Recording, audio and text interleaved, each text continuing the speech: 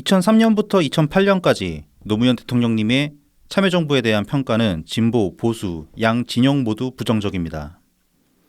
진보 진영에서는 신자유주의와 친미 성향으로 자신들을 배신했다 말하고 있으며 보수 진영에서는 경제를 망쳤다는 억지를 부리고 있습니다. 양 진영의 평가 모두 동의하기 어렵습니다만 이런 양 진영 공통적으로 긍정적인 평가를 내리는 지점이 하나 있습니다. 노무현 대통령님이 우리 사회에 만연했던 권위주의를 해소하는 계기를 마련해냈다는 것입니다. 권위주의란 거역할 수 없는 절대적인 권위를 내세워 다른 생각들을 억압함을 말하는 것이며 정치학적으로는 민주주의 체제 하에서 권력을 쟁취한 일부가 다수의 의회와 국민을 무시하는 행태를 권위주의로 보고 있습니다. 독재가 최고 권력의 독선적 횡포를 가리킨다면 권위주의는 사회 전반의 권력관계에 있어 이루어지는 행태를 가리키는 말입니다. 권위주의란 비단 정부, 의회와 국민의 관계에서만 적용되지 않습니다. 헌법에서 규정한 입법, 사법, 행정 이외에도 사회엔 다양한 권력이 존재합니다. 그중 무시할 수 없는 권력은 언론과 시민사회단체의 권력입니다. 이들은 다른 권력의 부패를 감시하고 비판하며 때로는 아젠다를 선점하여 사회에 새로운 길을 제시하기도 합니다. 군부 독재를 끝내고 이룬 민주화는 이들의 공이 컸다고 말할 수 있습니다. 정치 권력의 권위주의는 노무현 대통령님이 첫 걸음을 내디디신 이후 지속적으로 청산되어 가고 있습니다. 하지만 언론, 시민사회단체의 권위주의는 여전합니다. 이명박근혜 시절 동안 다양한 대한 매체들은 기존 언론 권력의 권위주의에 맞선다는 취지로 생겨났지만 오늘날 이들은 자신들의 구독자를 향해 기존 언론 권력보다 더한 권위주의를 휘둘러대고 있습니다. 독재에 맞서 저항하던 시민사회 권력은 이제는 그들 스스로가 또 다른 권력임을 인정하지 않습니다. 권력으로서 마땅히 지어야 할 공정함, 청렴함 같은 책임들을 외면합니다. 이들을 권위주의적이라 부르는 이유는 추종자들을 앞세워 비판의 목소리를 불의, 무지, 전체주의로 매도하며 억압하기 때문입니다. 민주당이 분리할 때마다 내미는 노무현 정신은 이 모든 권위주의에 맞서는 것입니다. 깨어있는 시민이란 더 이상 어떤 권력에도 종속되지 말고 자신의 생각과 목소리를 가지라는 노무현 대통령님의 말씀입니다. 지금 민주당과 개딸들에게선 절대 찾아볼 수 없는 것들입니다. 이재명을 청산하고 수복시켜야 할 가장 중요한 가치이기도 합니다. 안녕하세요. 오늘은 11월 26일입니다. 저는 나이브TV 플래카우 BC입니다. 네, 호구민입니다. 오늘 왜 이렇게 말을 자꾸 절어? 이상하네요. 어제 술 안 드시고 주무셨나? 그건 사실입니다. 그건 팩트입니다. 그러니까 그 맨날 하던 루틴을 깨니까 그런가 봐. 제가 어저께 본가에 좀 다녀오느라고. 네네. 그 오시는 길에 소주라도 반병 정도 빨고 오셨으면 혀가 잘 풀리지 않았을까? 음주 방송은 안 되죠. 날씨가 이제 뭐 지금 11월 들어가지고 예년보다 따뜻했어요. 사실 뭐 피부적으로 느끼기도 했잖아요. 네, 맞습니다. 옷을 작년 생각해서 입고 나오면 좀 덥고 그랬었는데 그게 무슨 시베리아 기단이 어쩌고 또 그러더라고요. 그러다가 이제 뭐 다음 주부터 다시 이제 갑자기 추워진다고 합니다. 뭐 12월 1일 날 서울 예상 기온이 영하 7도. 영하 7도면 그 작년 겨울 그 당사 앞에서 열심히 집회하던 그때 기온 수준이니까 상당히 추울 것 같습니다. 다음 주부터. 뭐 추워야 되고 사실 겨울이니까. 네네. 그 열심히 요새 나가시는 분들도 네. 경험하셔야죠. 제 인트로에 이제 권위주의 이야기를 제가 이번 주에 적어봤는데 이게 그 지난주 저희 이제 유튜브에 방송을 나가지고 댓글이 달렸잖아요. 네네. 주로 다들 이제 말씀하시는 게 그 정의구현 사재단 말씀을 많이 하시면서 이제 정의구현 사재단까지 저렇게 될지 몰랐다. 한때는 이제 우리의 목소리를 대면해 줬는데 이제 그런 말씀을 하시면서 이제 뭐 누굴 믿어야 되냐 이제 그런 말씀들을 이제 남기셨던데 그걸 보다가 문득 그런 생각이 들더라고요. 그 시민사회 단체도 이제 권력이 돼버렸으니까 거기에 관해서 한번 좀 이야기해 볼 필요가 있지 않을까 뭐 그런 생각이 들어가지고 이번 주 이제 인트로를 저렇게 잡아봤는데 사실 권위주의라는 게 우리가 뭐 저도 이제 40 몇 년 살았지만은 40 몇 년 살았으니까 이제 그 동안에 세상이 어떻게 변했다는 걸 말할 만한 나이는 됐지 나도. 그렇죠. 네. 제가 이제 어릴 때랑 지금이랑 생각해 보면 정말로 많이 변했거든요 세상이. 뭐 가정에서부터 그렇잖아요. 예전에 다들 이제 가부장제 하에서는 보면 남자들 뭐 집안일도 안 하고 뭐 부엌 일도 진짜 안 하고 그랬었는데 지금은 뭐 상식적이지 않습니까? 뭐 가사 분담하고 뭐 아직까지도 좀 더 이제 그 주부들이 이제 가사 비중이 높다고 하긴 하지만은 그래도 뭐 20년 전 뭐 10년 전에 비하면은 많이 개선된 거거든요. 그것도 어떻게 보면 일종의 집안 안에서의 권력 구조에서 권위주의가 많이 타파된 거라고 볼 수 있고 뭐 학교도 그렇잖아요. 옛날 선생님이랑 지금 선생님이랑 그게 다르잖아요. 네네. 뭐 교권 이야기하면서 이제 그게 꼭 좋은 것만은 아니다라고 말을 할 수도 있는데, 근데 일단 이제 부정적인 면은 제껴놓고 봤을 때 선생과 이제 그 스승과 그 학생 간의 관계에서도 보면은 옛날 같은 그런 권위주의적인 그런 행태는 없단 말입니다. 많이 줄었단 말입니다. 없다고 할 수는 없겠죠. 뭐 옛날처럼 막 까라면 까 그런 식으로는 안 하니까. 네, 뭐 그리고 옛날에는 뭐 촌지 그런 것도 있었죠. 뭐 그런 것들 촌지도 권위주의적인 어떤 행태라고 봐야 될까? 뭐 그럴 수도 있겠다. 네네. 교사가 무소불위의 권력이라고 보니까 그렇게 그렇죠. 촌지를 찔러주고 했던 거니까. 잘 좀 봐주십시오. 네네. 이렇게. 그래서 이제 사회 전반 각 분야에서 이렇게 권위주의들이 많이 타파되어 가고 있는데, 근데 진짜로 이 대한 매체 네네. 얘네들은 진짜 뭐 정말로 과거로 회귀를 하고 있죠. 계속 보면은 맨날 가짜뉴스 던져놓고 지금 뭐 이번 주에 좀 얘기하겠지만 열린 공감이 더 탐사지. 네, 이제 더 탐사죠. 얘들 같은 경우 뭐 배째라고 나오고 있잖아요. 막 내로남불 행태도 막 대놓고 하고 그러는데 그런 것들이 다 그 구독자들이 종속되어 있으니까, 그리고 그 구독자들만 유지하면 자기들은 밥 벌어먹고 사는데 지장이 없으니까 그럴 수 있는 거라고 저는 생각하거든요. 그러니까 그만큼 그 구독자들은 거기에 종속되어 있는 거고, 뭐 심리적으로 종속되는 거고, 그것도 일종의 권위주의라고 볼 수 있는 겁니다. 그래서 외부에서 계속 반대의 목소리를 던지는데 그것들을 다 잘라내잖아요. 막 뭐 그 인트로에서 말씀드렸듯이 그게 무슨 뭐 파시스트라는 얘기도 하고 그런 식으로 얘기를 하면은 파시스트라고 역으로 공격하기도 하고, 뭐 몰라서 그런다, 무식해서 그런다, 뭐 아니면은 너는 불이다 그런 식으로 매도해 버리기도 하고, 뭐 세뇌당했다거나. 네, 네. 네. 뭐 아니, 시민사회 단체도 그리고 별반 다르지 않죠 사실 보면은.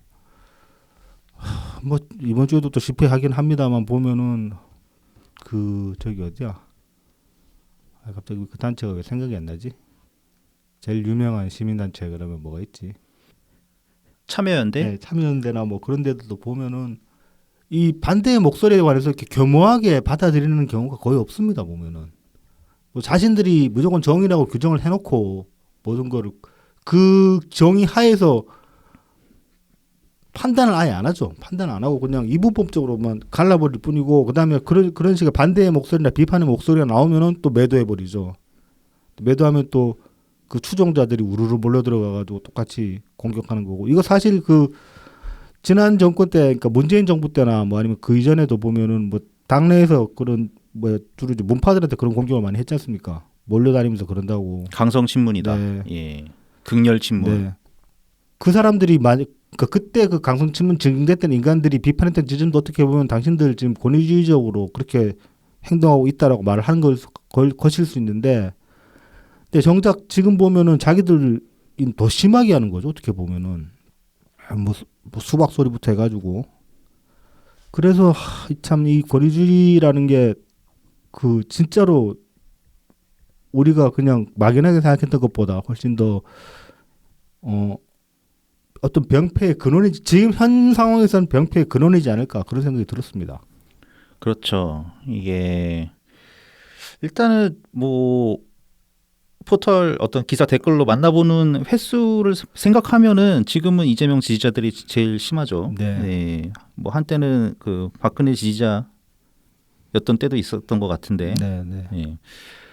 이게 예전에 노무현 대통령께서 이런 말씀을 하셨더라고요. 반대와 비판일수록 공격이 아니라 상대의 동의를 끌어내기 위한 차분하고 겸손한 설득이어야 합니다. 네. 이렇게 말씀을 하셨더라고요.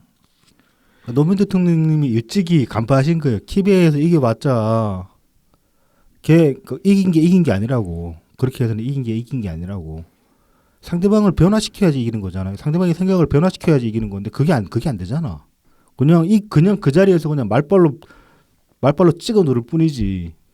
그럼 오히려 반발심만 더 생기지. 이게 그 서프라이즈인가? 여기 서프라이즈가 아니고 이제 노무현 대통령님 퇴임하시고 나서 그 네. 만드셨던 네. 사이트, 네네. 예, 거기 그 커뮤니티 올라온 글이죠. 네, 거기 올리셨던 글인데, 네. 그래서 아주 상당히 더 직접적으로도 말씀하십니다. 이제 노무현 대통령께서 하신 말씀이 저를 비판하는 사람들에 대한 대응도 감정을 절제해 주시기 바랍니다. 차분한 논리로 대응하거나 그렇게 할 수준이 아니면 무대응으로 해주시기 바랍니다. 그렇죠. 네. 노무현 대통령이니까 키베 때는 정말 잘하신다니까. 잘하셨을 거라니까. 그러니까 일반적인 수준의 그러니까 키베라고 말하는 게 좀 송구스러운 수준으로 말씀을 하시겠지 아마도. 네, 그렇죠. 그러니까 상대방을 어떻게든 내 생각이 정말 옳다고 생각하면 상대방을 설득시켜야지. 상대방을 찍어 누르고 뭐 온라인에서 밟는다고 그 사람이 터져 죽는 것도 아니고. 그러니까 이 권위주의 타파라는 게 사실은 그렇게 생각해 보면은 다 있는 겁니다. 이낙연 대표 태도 보수랑 문재인 대통령 말씀하신 태도가 거의 본질이다라는 말씀이랑 다 있는 겁니다. 그리고 그 말씀들이 사실은 우리가 처음에 그 말씀을 들었을 때 생각했던 것 이상으로 정말로 중요한 말씀이에요. 그게 막 이렇게 가훈으로 거론하도 될 정도. 가훈을 넣어놓고 평생 그거 하나만 지키면서 살려고 해도 세상이 많이 달라질 겁니다. 많은 사람들이 그렇게 살 수 있다면은. 네, 그렇죠. 네. 그래서 이 권위주의라는 거에 대해서 좀 우리 스스로도 뭐 다들 보면은 잘 하시지만은 그래도 좀 더 이렇게 스스로에게 가혹하게 스스로에게 잣대를 대고 이쪽으로 그러니까 권위주의에 나도 매몰 내려고 하지 않는가라고 끊임없이 자신을 돌아볼 필요가 있는 것 같습니다. 네. 그래야지 언젠가 김어준을 몰아내고 그럴 수 있지 않을까. 그렇죠.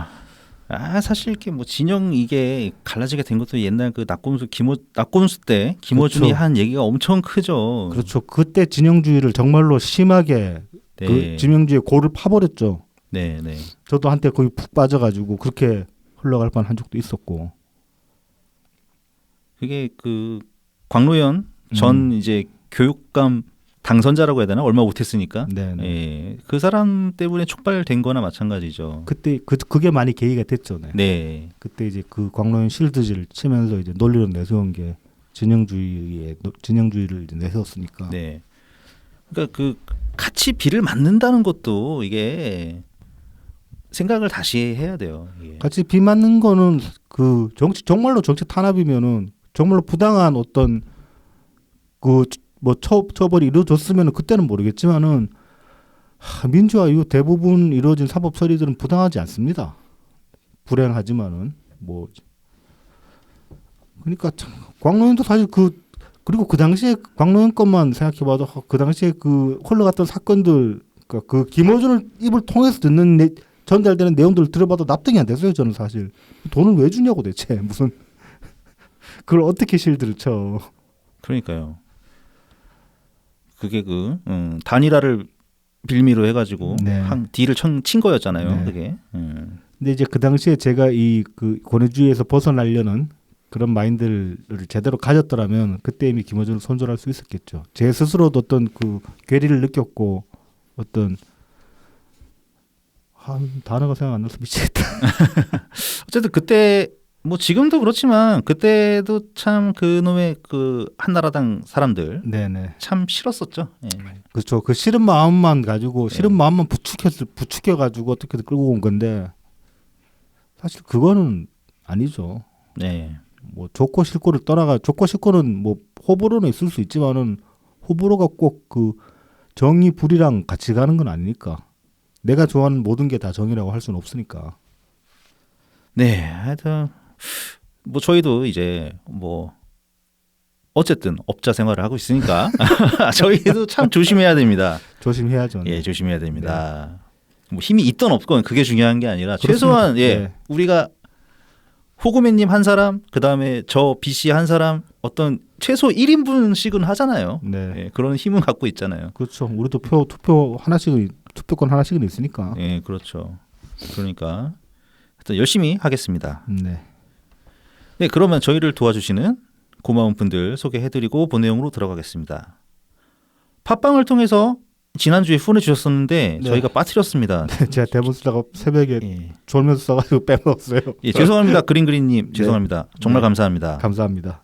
네, 그리고 후원 계좌를 통해서 강동엉님, 달타냥님, 그리고 귀여운 감자님 후원해 주셨습니다. 네, 감사합니다. 감사합니다. 그리고 제공입니다. 웰컴퓨터입니다. 부산 사하구 괴정로 221 사시장 복개로 입구에 있습니다.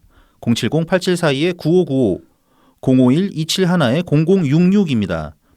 트위터에서 웰컴퓨터를 검색해 주시면 되고 인스타그램, 페이스북, 네이버 블로그에서 웰컴퓨터 AIRSEE 숫자 12를 검색해 주시면 됩니다. 컴퓨터 조립 수리 전문점이고요. 원하시는 사양에 맞는 최적의 견적을 내드리고 조립 세팅까지 완벽하게 마무리해드립니다. AS와 원격 지원 및 업그레이드도 가능하니까 부담 갖지 마시고 언제든지 문의 주세요. 자, 이제 웰컴퓨터가 이번 주에 트윗을 몇 개 올리셨는데 웰컴퓨터 사장님이 11월 20일 날 트윗을 보면은 트위터를 통해 방문해 주시면 제일 반갑습니다. 양산에서 매장 방문해 주셔서 트위터 할인해 드렸습니다.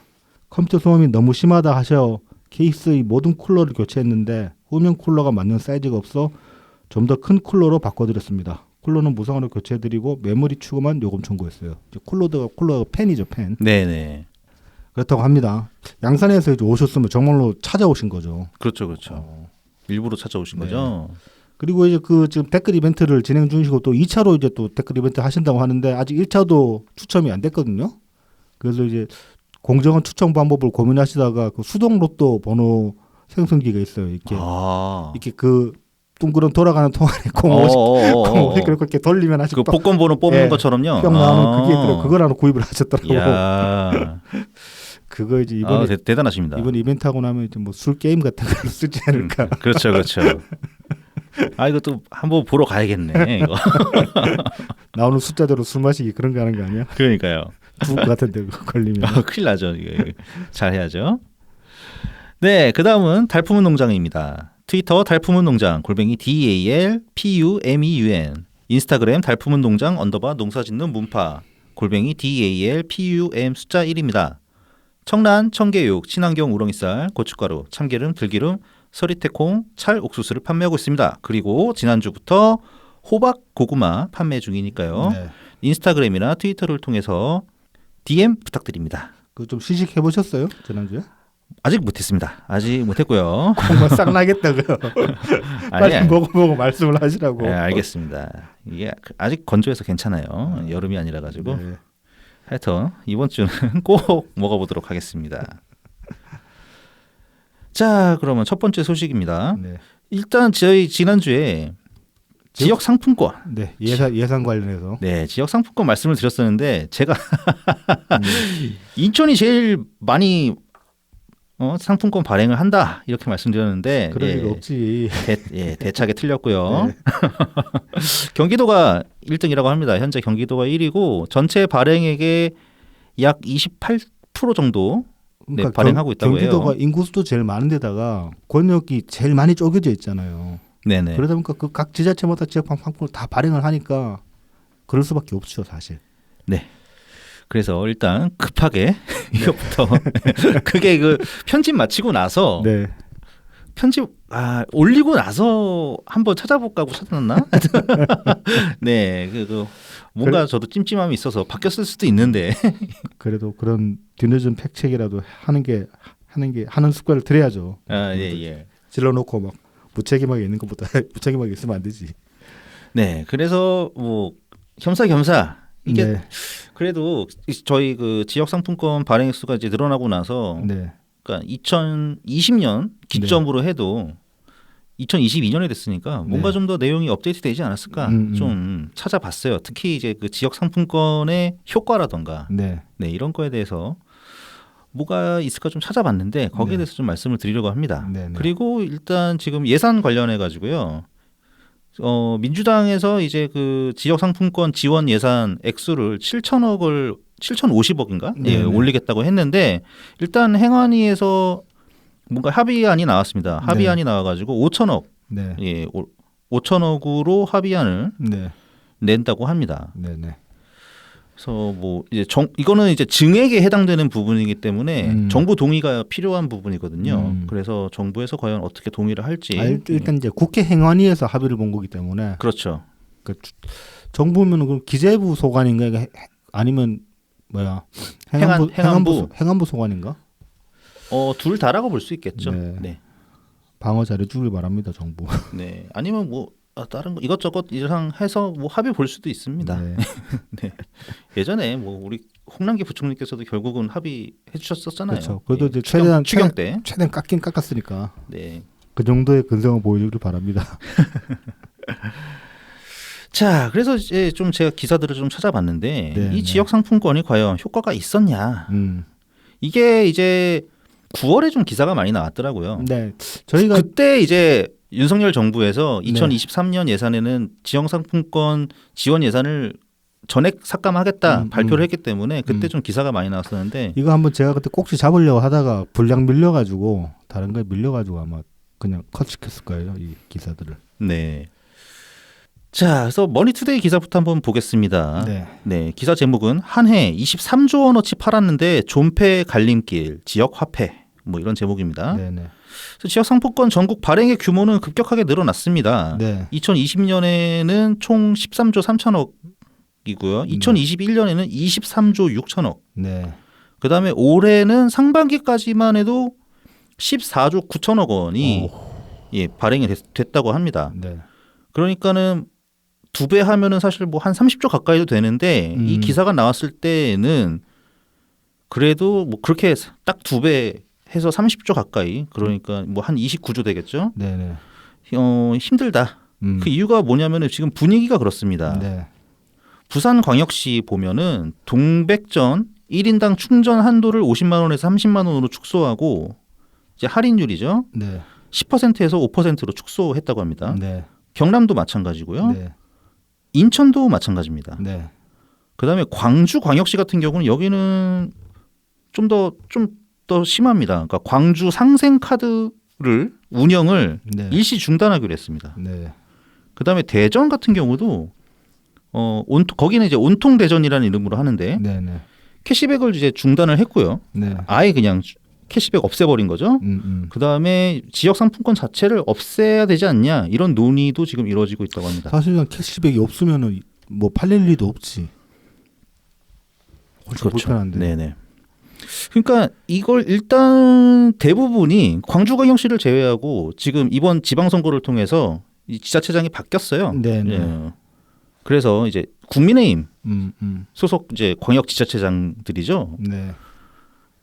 이제 그런 효과도 있기는 할 수도 있어요. 그렇죠. 뭐 예. 그러니까 정치적으로 그럴 수도 네네네. 있죠, 충분히. 근데 이제 인천시 같은 경우는 또 찾아보니까 재미난 이 소식이 있더라고요. 네. 인천시 같은 경우에는 작년에 이제 예산을 편성을 했는데 그때 이미 예산 편성에서 이 인천은 이제 인천 이음 카드라는 그 지역 상품권을 사용을 하는데 네. 계획 자체가 상반기에 캐시백을 10%로 하고 하반기 들어가면은 5%로 줄이는 걸로 해서 예산을 미리 짜놨대요. 네. 그럼 이거는 이제 작년에 박남춘 시장일 때 예산을 그렇게 짜놓은 거거든요. 그러니까 무조건 이걸 정치적인 이유라고만 바라보기는 힘든 면이 여기서 나타나는 거죠. 네, 네. 그럼 도대체 이게 왜 이러냐? 네. 예. 이게 경향신문 기사를 보니까 이게 좀 참고가 되는 것 같더라고요. 이 경향신문 그 보도를 보면 9월 17일 보도인데 네. 과연 이제 효과가 있냐 없냐? 이제 지역 상품권이 살아남을 수 있겠냐? 이런 걸 따져봤는데 여기 나온 정보들을 보면은 역시나 힘든 게 당연하다. 이렇게 볼 수 있습니다. 네. 그래서 2019년부터 보면은요. 2019년에 이제 전국 발행액 대비 그 국가 예산 지원 퍼센트를 보면은 네. 2019년에는 3.8%를 지원했어요. 그다음에 2020년이랑 2021년은 각각 7%하고 6.2%를 지원을 했습니다. 네. 그러니까 지원 규모가 이제 발행 액수 대비 늘어난 거죠. 네. 그다음에 2022년은 이게 다시 4.6%로 줄어듭니다. 뭐 지난주에도 말씀드렸다시피 이제 20년, 21년은 코시국이었기 때문에 한시적으로 이제 특별한 케이스로 늘린 거라고 볼 수 있는 거죠. 예. 그러니까 그거를 명분으로 지원을 해준 거고 네. 이제 위드 코로나 시대로 이제 넘어가면서 네. 2022년에는 네. 그러니까 이건 문재인 정부 예산인 거죠. 네. 8,050억으로 그 도로 줄인 거예요. 네, 도로 예. 줄인 거죠. 점점 다시 이제 줄여 내려가는 거죠. 네, 네. 그러니까 지자체에서는 지원 액수가 줄어드는 거니까 캐시백을 그다음 자기네들 예산으로만 감당을 해줘야 되는데 네. 그걸 하기가 다시 힘들어지는 거죠. 네, 네. 그럼 니네들 못하면 이게 무슨 의미가 있냐? 그렇죠. 지역 사랑 상품권인데 특히나 본인들은 지역 화폐라면서. 그러니까 그것도 이제 광역 지자체 수준에서도 이게 힘들다라는 얘기가 나오는데 그러면 기초 단체는 훨씬 힘든 거죠. 그렇죠. 예, 돈이 더 없는데. 뭐 특히나 이제 강원도나 아니면 네. 저기 뭐 호남 쪽에 그쪽 같은 경우는 그 상대적으로 자치단체 규모도 작고 그래서 그만큼 세수도 적게 거치는데 그런 데가 더 힘들어질 수밖에 없죠. 그렇죠. 이게 또 다시 머니투데이 기사로 돌아가면은 이 머니투데이에서 통인시장 여기 서울 근처에 있죠. 네네. 예. 과일 가게 사장님 한 분 인터뷰를 했는데 네. 이분 인터뷰 말씀을 보면은 이렇습니다. 처음에 이제 발행했을 때는 이 서울사랑 상품권 쓰는 사람들이 많이 찾아왔었대요. 네네.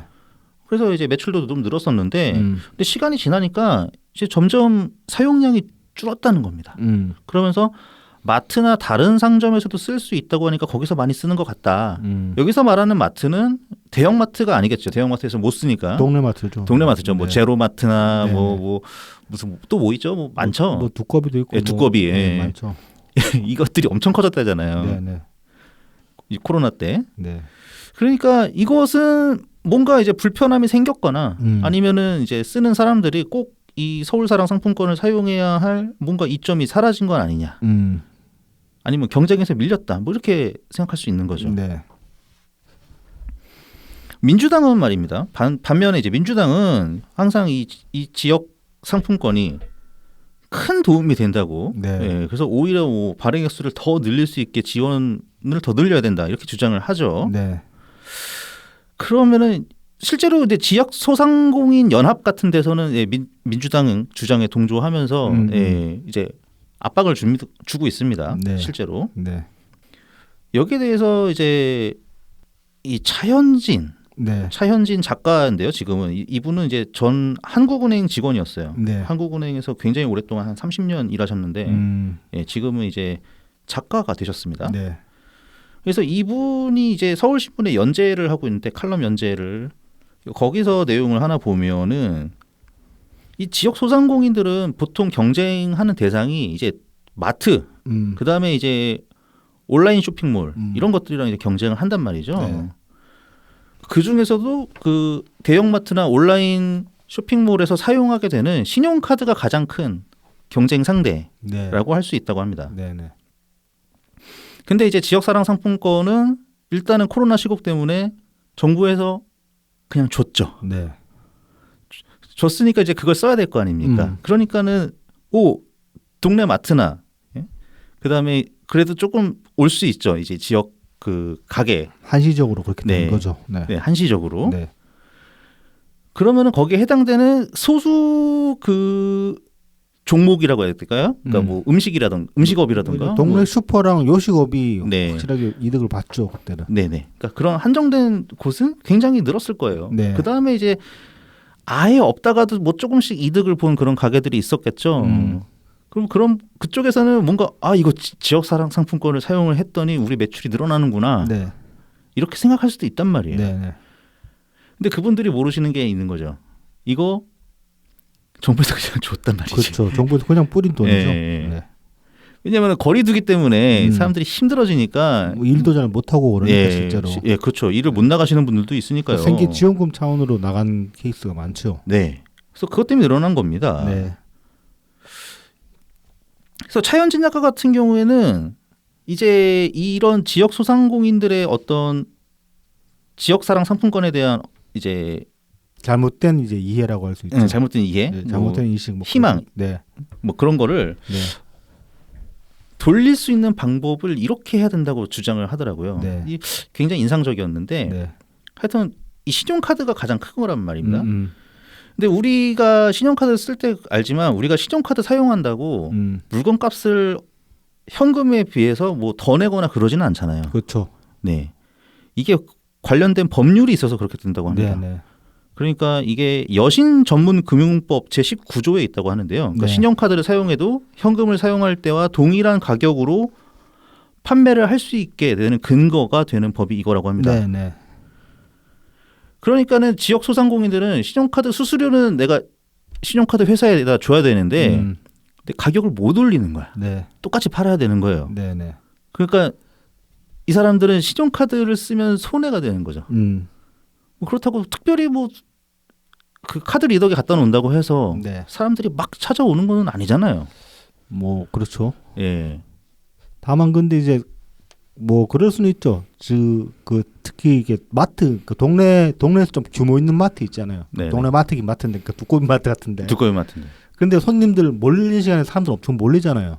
근데 보면 저희 동네 같은 경우는 두꺼비 마트에 캐시 카운터가 두 개 있는데 한쪽은 카드 전용, 한쪽은 현금 카드 같이 받아요. 오, 이제 거기도 그렇게 되는군요. 예. 왜 그렇게 하냐면은 이 카드 전용이 이 나가는 속도가 더 빨라요. 당연하죠. 그렇죠, 그렇죠. 그러니까 잔돈 거슬러 줄 필요가 없으니까. 그러니까 그런 면에서 보면은 그 카드 수수료로 어떤 일정 부분 손해를 본다고 해도 손님이 그만큼 더 많이 순환될 수 있기 때문에 그런 규모가 되는 매장에서는 꼭 손해라고 할 수는 없는 거예요. 그거는 이제 그 정도 되니까. 네. 이제 거기 같은 경우는 지역 소상공인이라고 소상공인 아니죠, 사실. 거긴 민망하지. 네. 동네 마트 말이 네. 동네 그 마트지. 체인으로 엄청 전국에 뿌려져 그렇죠, 있기도 하고 그렇죠. 각 매장별 예. 규모도 엄청나게 크고 하니까. 상당한 규모의 네. 유통업이라고 할 수 있겠죠. 그렇죠. 네.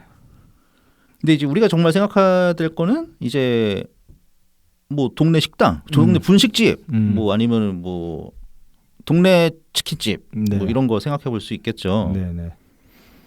그러니까 이런 분들은 가격을 못 올린단 말이에요. 네. 사실 저 같은 경우는 예전에 이제 아르바이트로 하던 그 저 동네 음반점에서 아르바이트를 했었는데 네. 그때는 이게 법이 생기기 전이라 가지고 실제로 카드 계산하면은 저희 조금 더 올려 받았었어요. 네, CD 같은 거를 한 장에 네. 한 500원 저희가 이제 한 5% 계산했거든요. 수수료랑 세금 하면 5% 이 계산해서 했는데 싫어하시는 분들이 엄청 많았어요. 카드로 한다고 이러는 게 어딨냐. 똑같이 받으면 우리 손해 봅니다. 안 됩니다. 말씀드려도 뭐. 어쨌든 이제 그런 분위기 속에서 이제 전부 신용카드를 사용을 하게 됐죠. 네.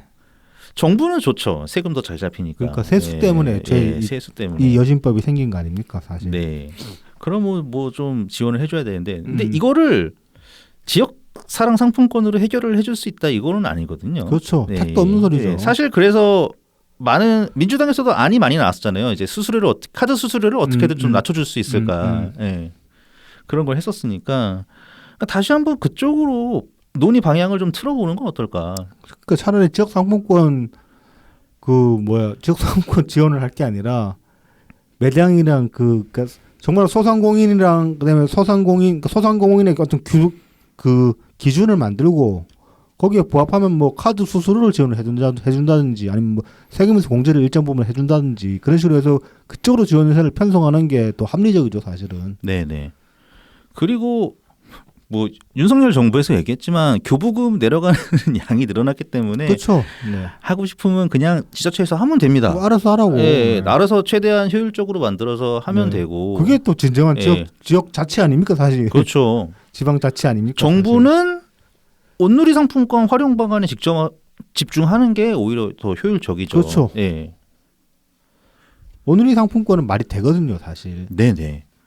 그러니까 이런 걸 하면은 나름 민주당의 저는 이점이 있을 것도 같아요. 그러니까 카드 수수료를 뭐 조정을 해주겠다 이런 식으로 나오거나 아니면은 이 차현진 작가가 주장한 것처럼 카드로 계산을 받을 때는 가격을 올려받을 수 있게 만약에 한다. 그러면 일단 지역 소상공인의 지지는 거의 동일하게 유지할 수 있겠죠. 그렇죠. 도움이 되니까. 네. 근데 다만 이제 그러면 세금 걷기가 좀 힘들어질 수는 있겠지. 그럴 가능성이 있고 네. 그리고 카드 잘 써왔는데 내가 이제 카드를 쓰면 가격이 올라간다. 사실 소비하는 입장에서 좀 불편해질 수 있죠. 네. 뭐 그럴 수는 있는데 네. 어차피 민주당 지지는 지역 상품권 가지고 나오는 건 아니었잖아요. 뭐 이제 착각을 하고 있죠. 네, 착각을 하고 있죠. 근데 사실 착각은 아닌 것 같고 자기들도 아는데 이거 저는 그냥 그 제 내피셜로는 그냥 이재명이 밀어붙여서 가는 거고. 그다음에 이재명도 맨날 명분은 소상공인 얘기하지만 뭐 저희가 몇 번이나 말씀드렸다시피 코나이가 좆대기 때문에 규모를 줄이면은 그래서 계속 네. 끌고 가는 거라고. 뭐 그리고 생각합니다. 당장 어떤 지역 조직이 이렇게 연관돼 있을 수는 있죠. 그러니까 표 조직 네. 선거를 위한 네네.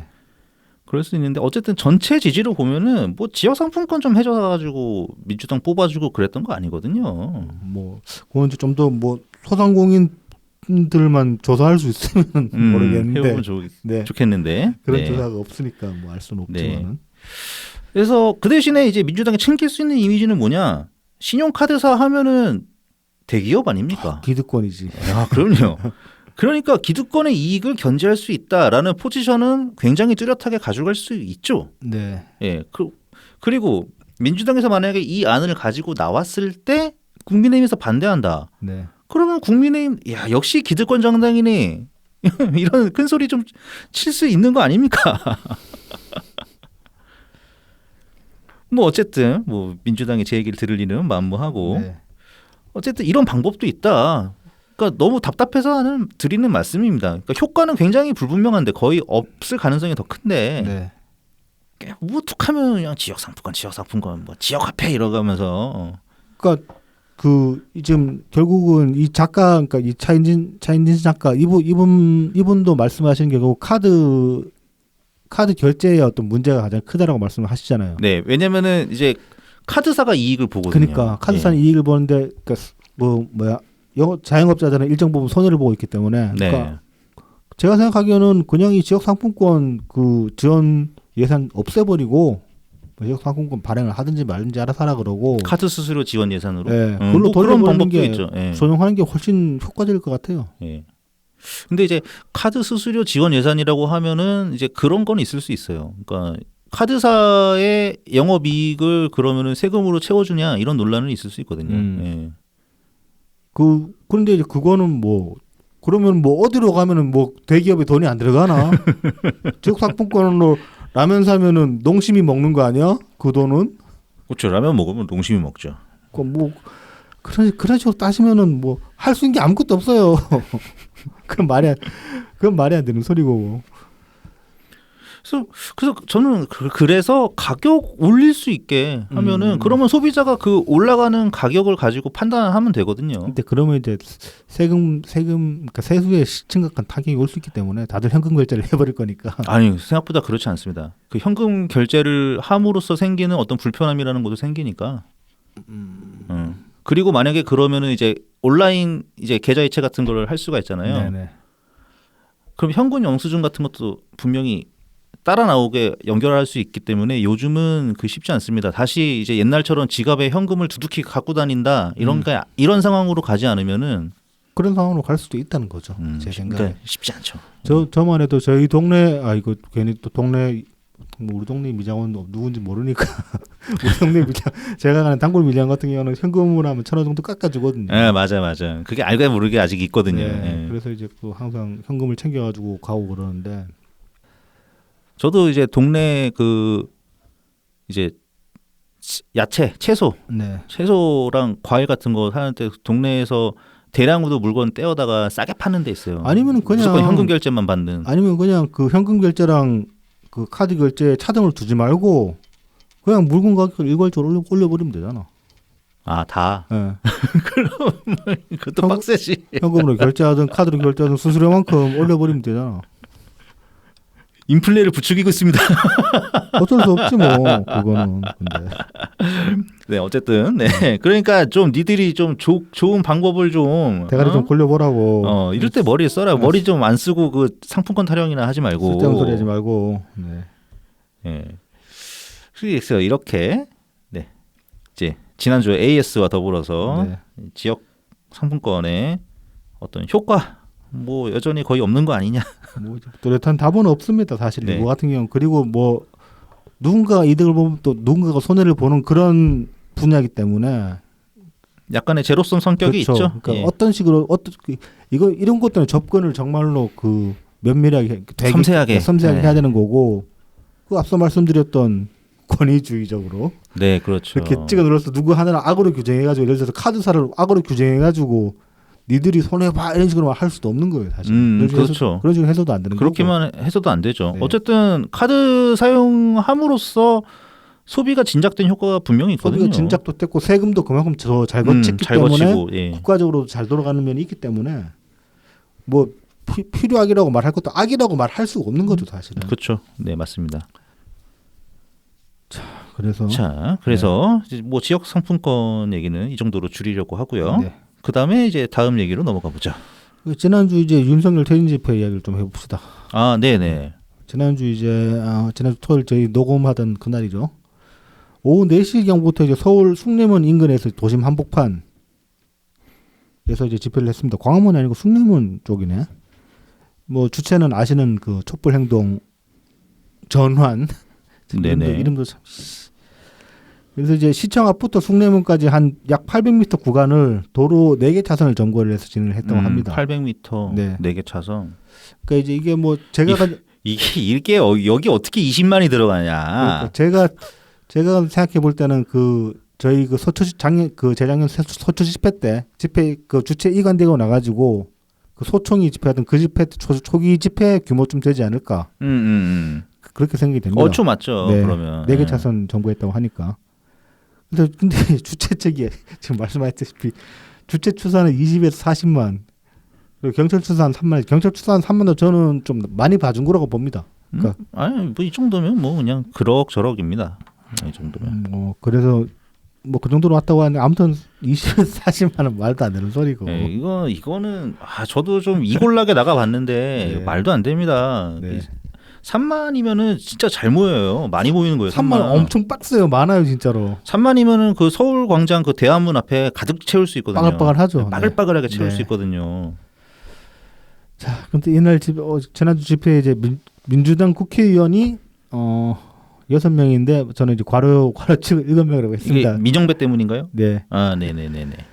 이제 총 국회의원 7명 참석했는데 이제 민영배 무소속 1명 제외하고 이제 민주당 6명이 갔는데 양이원영, 강민정, 안민석, 유정주, 황운하, 김용민 이렇게 나갔다고 합니다. 가가지고 뭐 윤석열 탄핵하라 퇴진하라 있다는 소리는 하고 그랬다고 합니다. 네. 현역 국회의원이 뭐 그러니까 백번 양보해서 사람들이 이럴 수는 있다고 칩시다. 현역 국회의원이 이 자리에 나간 게 말이 되나 애초에? 뭐 예전에도 나가긴 나갔었었죠. 나갔었었는데. 근데 이제 과거에 어떤 집회에 일부 집회에 일부 집회 정치인들이 참석했던 거랑 성격이 많이 다르죠. 뭐 저는 뭐 솔찬히 한 10년 넘게 집회를 쭉 나갔지만은 그 국회의원이 나와줬으면 좋겠다라고 생각했던 집회는 몇 번 있었어요. 그게 이제 경찰이 힘든 상황일 때 진짜로 몸싸움하고 막 그럴 때 앞에서 방패 역할로 몇 명만 나와줘도 이렇게까지 힘들지는 않을 텐데 그렇게 생각 많이 했었고 뭐 저기 예전에 그 백남기 네네 민중총궐 때 농민 그 사망하신 그 집회도 그렇고 그랬는데 정작 그런 자리에 나온 거는 본 적이 없고 탄핵 집회 그러니까 박근혜 탄핵 집회 때는 많이 든든했죠 사실. 그때 막 대통령님 나오시고 하니까. 근데 그리고 그때는 이제 그냥 시민의 한 사람으로 참가한 거지. 근데 그 자리에 그때는 정치인 나갈만 했어요 사실. 그리고 그때는 그때 아니 무대에 올려주지도 않았어 처음에. 그 무대 올리는 건 아닌데 그냥 그 자리에 그 야당 국회의원이 있다는 것 자체가 그때는 좀 방패가 필요했거든요 사실. 그때도 물론 이쪽에서는 시민은 정말 차분하게 집회를 하긴 했지만은 그 뭐 나중에 나온 얘기 보면 뭐 저기 친일 쿠데타를 한 해 만에 그랬다고 그러고 그러잖아요. 검토를 했었다. 네네. 네. 그래서 그때 같은 경우는 어느 정도 이제 그런 식의 안전장치 역할을 할 수도 있었는데 이거 지금 이 윤석열 뭐 탄핵 집회라고 한다는데 여기는 사실 지난주까지도 윤석열 탄핵 집회는 안 했죠. 그 저기 뭐야 추모 집회였죠. 추모 집회라고 나왔죠. 네. 물론 이제 이번 주는 이제 대놓고 속내를 드러내긴 하더라고. 근데 이번 주 웹잡아 붙은 건 보니까 아예 그냥 대놓고 이재명 수호 집회 글자가 더 이재명 수호 집회라고 크게 글자를 박아놨더라고. 윤석열 탄핵만큼 어이가 없죠. 네. 그러니까 그 추모라는 거 위에 조그맣게 써놓고 이재명 수호 집회라고 크게 글자를 박아놨더라고. 그러니까 지금 그 집회 주체가 되게 정신없는 사람들이다. 예. 뭐. 옛날에 그러니까 2016년에 그때 하던 사람들보다 더 정신이 나간 거 아니냐. 저는 이렇게 생각이 들어요. 그 사람이 그 사람인데 뭐. 아, 조금 다르지 않습니까? 약간 다를걸요? 약간 다른. 왜냐면은 그 2016년 때 사람들 민주당을 안 좋아하고 지금도 별로 그렇게 안 좋아할 거거든요. 그러니까 그때 사람들이 고스란히 간 건 아니지만은 그때 했던 사람들 중에 또 일부도 그대로 한다는 거죠, 주체가. 뭐 약간은 껴 있을 수 있죠, 뭐. 이 시위 관련해 가지고 이거는 지금 뭐야 지난주 토요일 집회에 가는 지난주 토요일 요 기사에 나온 숭례문 쪽 집회는 아니지만은 다른 쪽 집회 주변 사람들, 그러니까 주변 상인들 이야기 인터뷰가 있어가지고 이제 잠깐 소개를 해볼까 합니다. 요거 이제 26일 날 올라온 데일리안 기사인데 윤태진 시 그만 새로운 집회 성지 용산 주민들 울상. 그러니까 지금 용산 집무실 근처 네. 그쪽 상권에 있는 이제 상인들 인터뷰입니다. 그래서 이제 뭐 삼각지 인근에 사는 정모 씨는 최근에 점점 심해져서 주말마다 촛불과 그 반대표가 한 곳에 모여 시위하는데 전쟁이다. 노래를 계속 불러대 저녁에 시위가 끝나고 나면 귀에서 환청처럼 들린다. 두통이 올 정도다. 주거 지역에서 오후 8시 반 정도까지 시위를 하는데 아무리 신고해도 방법이 없어 이사라도 가고 싶은 심정이다. 보수에서 정권을 잡으면 이렇게 촛불 시위를 하니 너무 힘들다. 라고 이제 인터뷰를 하셨습니다. 이어서 이제 고깃집 운영하는 A씨는 보통 단골들은 이곳까지 차를 가지고 들어오는데 집회 때문에 도로를 통제해 주변 교통이 밀려 단골들이 주말에 예약했다가 오다가 안 와버린다. 경찰들도 군데군데 시위하면 서 있으니 영업에 지장이 있다. 집회를 낮에 하면 그나마 나은데 밤늦게까지 오후 8시 반까지 하니까 장사꾼들 다 죽는 거다. 오래 하지 말고 좀 간단히 하고 왔으면 좋겠다. 이 사실 이게 언제부터 이렇게 일몰 이후에 집회를 길게 가는 게 이게 무슨 하나의 관행처럼 되는지 저도 좀 의아합니다. 뭐 대충 한 2010년부터 이렇게 됐나 싶은데. 하기야 예전에 근데 그 노무현 대통령님 탄핵 반대 집회 그것도 그때는 직장인들 이제 퇴근하고 매일 하다 보니까 그렇게 됐는데 저는 소초 때 사실 그래서 좀 싫었어요. 맨날 토요일이면 일찍 모여도 되잖아. 근데 밤에 모여가지고 그만 10시까지 하는데 그때 뭐 방송 들으시는 분들 이제 대부분 그 백광현 총재 좋아하시겠지만 저는 그때 좀 승질 냈어 속으로. 좀 빨리 끝내려고 질질 끌지 말고 뭐 4시간씩 그렇게 한다고 뭐 달라지는 거 없다고. 아니 근데 뭐 신고해둔 시간대로 한 거니까 애초에 계획부터가 그러니까 잘못됐지. 계획을 그렇게 짜면 안 되는 거야 사실은. 그거 사실 뭐 이제 지금 뭐 잠깐 조국 집회 이야기를 하자면은 저는 그 당시에 조국에 대한 의구심이 별로 없었을 때도 사람들 너무 헛고생 시킨다는 생각을 했었거든요. 내 혼자 고생하는 게 아니잖아요. 사람들을 왜 애먼 사람들 다 같이 헛고생을 시킵니까? 저는 이제 그런 식으로는 진짜 앞으로는 안 했으면 좋겠어요. 어떤 사안이라고 해도 차라리 뭐 목 누르고 가서 두드려 팰 일 있으면 두드려 패는 게 낫지. 이게 뭐 하는 짓이야 그게. 자, 그래서 자영업자 B 씨는 이분이 이제 한식집 하신다는데 뭐 최근 2주간 주말 저녁 시간 동안 매출이 반토막이 났다고 합니다. 네네. 그래서 뭐 시끄러워서 막 그 1층 손님들 식사하는데 불편 있고 뭐 저녁 시간에는 너무 시끄러워가지고 다들 장사가 안 된다고 뭐 그렇게 이렇게 토로를 하셨고 그다음에 요분이 좀 재밌어요. 그러니까 삼각지역 인근에서 8년째 중화요리점을 운영 중인 CC라고 하는데 이분은 이제 그 집회 구역 바로 인근 아니에요. 조금 이제 한 삼각지역 쪽이니까 조금 떨어져 있죠 용산에서. 뭐 이제 우리 가게 쪽으로는 바리케이트를 치진 않지만 주말 오후 8시 9시까지 서 있으면 바닥이 다 우릴 정도로 소음이 크다. 아 소리 진짜 큰가 보다. 네. 2주 동안 촛불 세력과 보수 세력이 만나 집회를 오후 8시 9시에 마쳐야 하는데 서로 기싸움을 하나 10시까지 하다가 마친다고 합니다. 여기서. 그 이지랄을 하면 안 돼. 그러니까 네. 9시에 끝나야지. 그래도 뭐 집회 참석자들이 가게에 와서 매출을 올려주니 뭐 시끄럽지만 그 덕도 있다. 그러니 참아야지 어떡하냐 뭐. 이번은 그래도 네. 매출 피해가 크지는 않은 것 같습니다. 사람들 회식 많이 하나 봐요. 집회 그러니까. 뒤풀이 많이 하나 봐. 그런데 이어서 하신 말씀이 이제 윤석열 정부가 출범한 지 6개월도 채 안 됐는데 매주마다 윤석열 정부 퇴진 시위를 계속해서 하는 건 잘하는 건 아니라고 본다. 적어도 윤석열 정부가 어떻게 하는지 1년은 기다려보고 못하는 부분이 있으면 질책을 하더라도 질책으로 끝내야지 이렇게 거리로 나와 하야를 외치고 끌어내리려 하는 건 아니라고 본다. 상식적인 말씀이죠 사실. 왜냐하면 뽑아준 윤석열이 무슨 쿠데타로 대통령 된 사람이 아니잖아요. 투표를 선거해가지고 당선된 사람 아니야. 그러면은 찍어준 사람들 의견 존중해야지 당연히. 뭐 멋대로 내 마음에 안 든다고 막 내려라 그러는 거는 아니죠. 그럼 만약에 뭐 그래서 이제를 한 다음에 다음 대통령이 끔찍한데 가정하기도 싫지만 예를 들어 이재명이 됐다고 칩시다. 그러면 또 이제 임기 초반부터 이재명이 되면 우리도 나가야 되겠구나. 우리는 딱 8시 되면은 빠지는 걸로.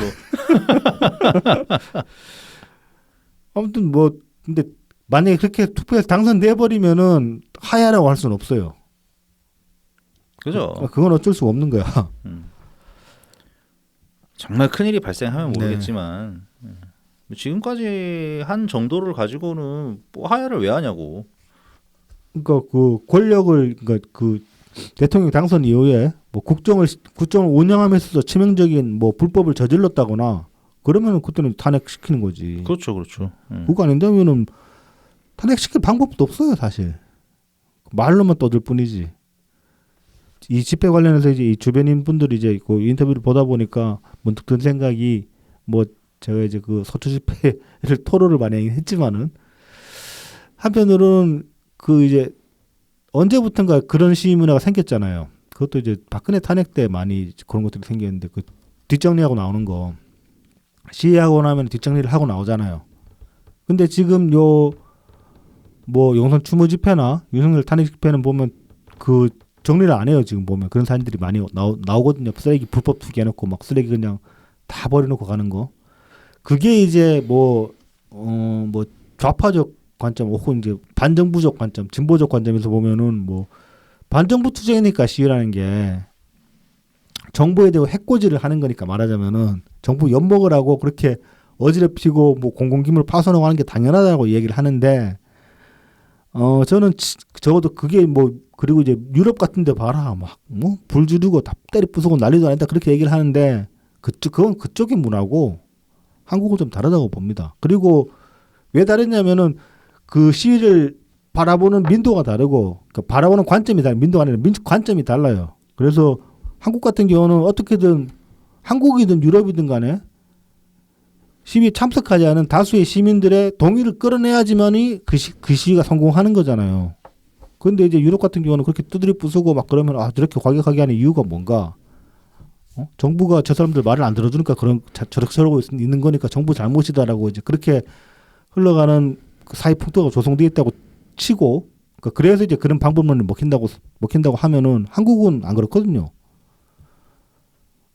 그 우리나라는 우리나라에 맞는 방법을 써야 되는 거야. 그런 면에서 보면은 그 점잖게 시위하고 뒷정리 깔끔하게 하고 최대한 민폐 안 끼치려고 하고 그다음에 뭐 서초 같은 경우는 우리 그래도 주변에 많이 팔아주려고 애는 썼잖아. 그렇죠. 의식적으로도 그런 게 있었잖아요. 네네. 맨날 가는 데 가서 힘들긴 했지만은 무슨 치킨 했냐 거기 삼풍 치킨 맨날 가고 그래가지고 힘들긴 했지만 아유 맛있잖아요. 또 자꾸 먹게 질리더라고. 배가 불러서 그래. 매주 먹으니까 살만 찌고. 근데 그런 식으로 하는 게 모르겠습니다. 그게 정말 애초에 이제 민폐를 끼치면 안 된다는 의식에서 발현됐다고 볼 수도 있지만은 그게 의도를 했든 의도를 하지 않았든 그런 것들이 사람들의 이제 어떤 그 동의를 이끌어내는데도 작용한다고 저는 보거든요. 그래서 이제 뭐 지금 요 개딸 집회처럼 이렇게 뭐 뒷정리 안 하고 그렇게 개판 치고 나오는 것보다는 훨씬 전략적으로도 옳다 그게 뭐 그런 생각이 듭니다. 그렇죠. 네. 더 이제 확장력이 있다. 그게. 그리고 이제 그것도 이제 따지고 보면 태도 보수가 되는 거지. 그렇죠. 태도 보수가 되는 거고 태도가 거의 본질이 되는 거지. 그러니까 뭐 앞서서 이제 권위주의 말씀을 또 이야기를 약간 이제 거기에 이제 결합을 시켜보자면 우리가 의식하지 못한 상황에서도 그런 이제 어느 정도 체화된 면이 있는 거예요. 그런 점에서는. 네네. 그러니까 그런 것들은 우리 스스로의 장점이라는 걸 인식을 하고 더 발전시킬 필요도 있는 거죠. 그게 이제 그런 식으로 행동하면 어떤 식으로 흘러갈 것이다. 어떤 식으로 흘러갈 거라고 기대를 할 수 있다. 그런 것들을 스스로 염두를 해주시면은 뭐 앞으로도 이제 어떤 뭐 판단을 내리고 행동의 방향을 설정하는 데 있어가지고 스스로 방향을 설정하는 데 있어가지고서도 도움이 되지 않을까. 저는 그런 생각이 듭니다. 네, 맞습니다. 노무현 대통령님이 그러셨잖아요. 그러니까 정말 점잖게 대응하지 못할 거면 그냥 차라리 대응하지 마라. 이럴 정도로 말씀하셨던 분인데 예를 들어서 5% 그 길에 나와가지고 막 때려 부시고 막 이러면 노무현 대통령님께서 그 어떻게 그걸 인정해 주시겠냐 말입니다. 그 저기 뭐 예전에 권순익 기자님한테 이제 그 전해 들은 말씀인데 네. 그 광우병 집회 때 예. 그때 이제 노무현 대통령이 그 말씀 많이 하셨다고 하잖아요. 저거 안 될 거다. 안 될 거고 출구 전략도 없는데 저래가지고 어떻게 끝내려고 그러냐. 그러니까 여름쯤에 이제 그 말씀을 하셨다고 하거든요. 그 당시에 이제 근데 이제 그 처음에 이제 그 광우병 집회 막 성황이다 그러면서 이제 잘하면 정권 끌어낼 수 있겠는데 하고 이제 그 당시 너무 퇴임하신 대통령님 측근 중에 한 명. 얘기해도 될라나 누군지?